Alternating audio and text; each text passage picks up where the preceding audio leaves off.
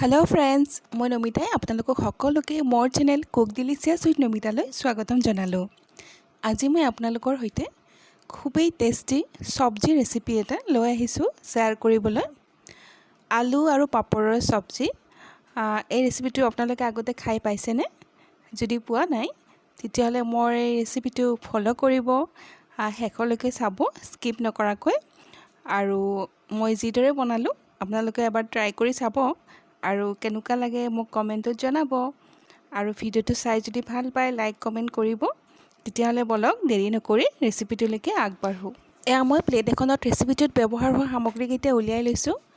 আলু লাগিব, আলুখিনি মই দীঘল দীঘল চেপত কাটি লৈছো আৰু বিলাহী লৈছো, পিয়াজ, জলকীয়া আৰু আদা নহৰু খুন্দনাত খুন্দি লৈছো। আৰু এয়া পাপৰ লৈছো 3খন মান। এতিয়া কেৰাহী এখন গেছত পাতি লৈছো। কেৰাহীখন গৰম হৈছে, মই ইয়াতে মিঠা তেল দি দিম। তেলখিনিও গৰম হৈছে আৰু মই ইয়াতে গোটা জিৰা অলপ দি দিলো। জলকীয়াটো ফালি দিলো। এয়া পিয়াজ দিলো। গোল্ডেন ব্ৰাউন হোৱালৈকে অলপ সময় ভাজিম।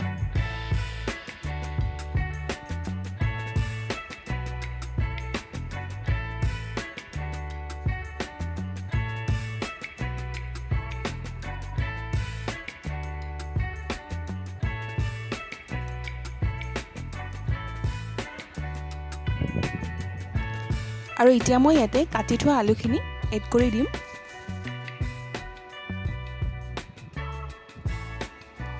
এয়া নিমখ দিলো আন্দাজ মতে, হালধি গুড়ি দিলো। আৰু এতিয়া আলুখিনিৰ স্কিনটো ক্ৰিস্পি হোৱাকে মই অলপ সময় এইখিনি ফ্ৰাই কৰি ল'ম।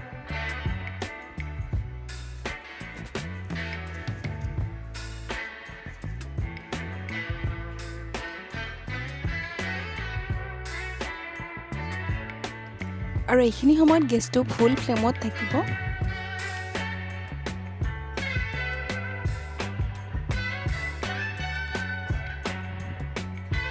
এয়া দেখিছে আলুখিনিৰ কালাৰটো অলপ ৰংচুৱা হৈ আহিছে।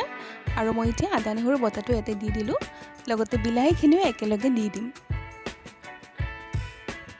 আৰু এতিয়া ভালদৰে লৰাই দিম।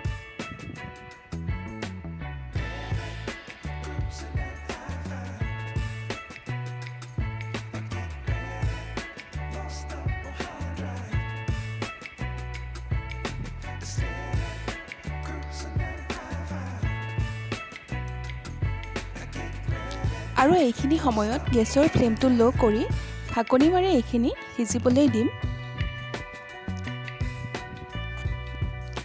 আৰু এনেদৰে অলপ সময় থকাৰ পিছত মই ঢাকনিখন গুচাই চাম। এয়া আলুবিলাক ধুনীয়াকৈ সিজি গৈছে। মই আলু ভাঙি দিছো। আৰু এতিয়া মই গেছটো হাই ফ্লেমত কৰি এইখিনি অলপ সময় লৰাই থাকিম।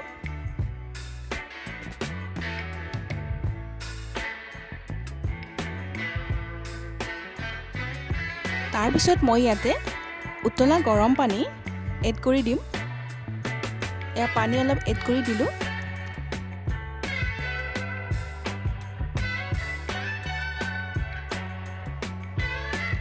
এতিয়া পানীখিনি এড কৰাৰ পিছত মই অলপ সময় উতলিবলৈ দিম।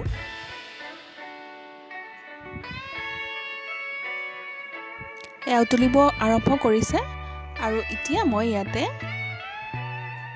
মেগী মছলা অকণমান দি দিলো, মিক্স কৰি দিলো।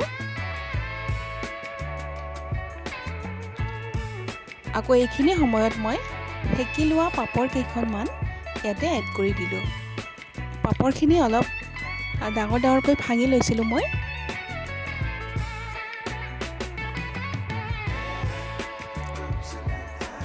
এতিয়া এইখিনি মই ধুনীয়াকৈ উতলিবলৈ দিম।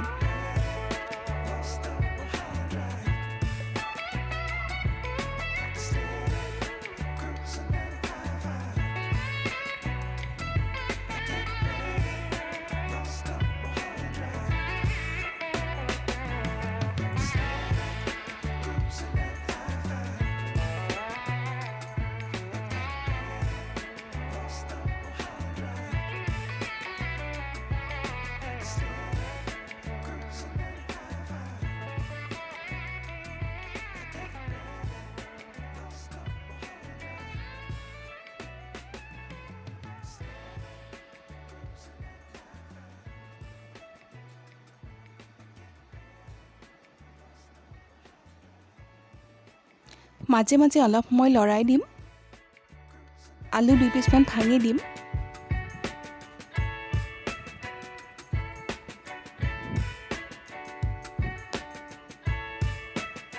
আৰু এতিয়া মই ইয়াতে মান ধনিয়া এড কৰি দিলোঁ।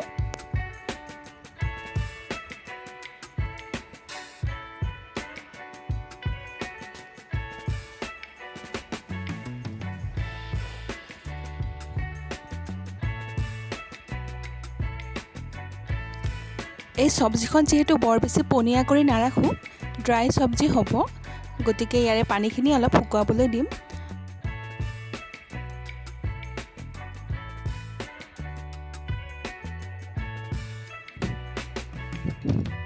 এতিয়া সবজিখনৰ পাৰফেক্ট থিকনেছ আহি গৈছে আৰু মোৰ আলু পাপৰৰ সবজি খাবলৈ প্ৰায় ৰেডি হৈছে, গতিকে মই গেছৰ ফ্লেমটো অফ কৰি থ'ম। এতিয়া মই প্লেট এখন লৈছোঁ, প্লেটখনত মই সবজিখিনি সাৰ্ভ কৰি ল'ম।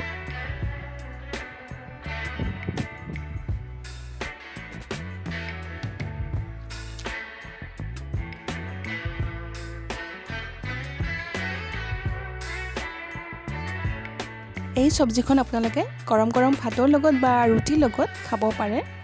আপোনালোকে দেখিছে মই বৰ বেছি মছলা বা তেল ব্যৱহাৰ কৰি ৰেচিপিটো বনোৱা নাই, অতি কম মছলা আৰু কম তেলেৰে এই ৰেচিপিটো তৈয়াৰ কৰিলোঁ, কিন্তু সোৱাদত কোনো গুণেই কম নহয়। বহুতেই টেষ্টি হয় এই ৰেচিপিটো খাবলৈ। আপোনালোকে এবাৰ হ'লেও এই ৰেচিপিটো ঘৰত ট্ৰাই কৰিব আৰু আপোনালোকৰ অভিজ্ঞতা মোৰ লগত শ্বেয়াৰ কৰিবলৈ নাপাহৰিব। মই যিদৰে বনালোঁ সেই একে পদ্ধতিৰে আপোনালোকে এবাৰ বনাই চাবচোন, তেতিয়াহে গম পাব কিমান টেষ্টি হয় ৰেচিপিটো খাবলৈ। বিশ্বাস নকৰিব, এই সবজিখন থাকিলে মাছ মাংসৰ কথা পাহৰিব, গতিকে এবাৰ হ'লেও ট্ৰাই কৰিব ঘৰত। এই ৰেচিপিটো চাই যদি আপোনালোকে ভাল পালে তেনেহ'লে মোৰ এই ভিডিঅ'টোত লাইক, কমেণ্ট আৰু শ্বেয়াৰ কৰিব, ছাবস্ক্ৰাইবো কৰি দিব যিসকলে এতিয়ালৈকে কৰা নাই। আকৌ বেল আইকনটো প্ৰেছ কৰি অল কৰি থ'ব, যাতে আহিবলগীয়া ভিডিঅ'বোৰৰ ন'টিফিকেশ্যনবোৰ আপোনালোকে পাই থাকে। শেষত মোৰ ভিডিঅ'টো চোৱাৰ বাবে আপোনালোকক বহুত ধন্যবাদ জনালোঁ। আকৌ এটা নতুন ভিডিঅ'ৰ সৈতে লগ পোৱাৰ আশা থাকিল। তেনেহ'লে আজিলৈ আহোঁ। Thank you to all. Bye by.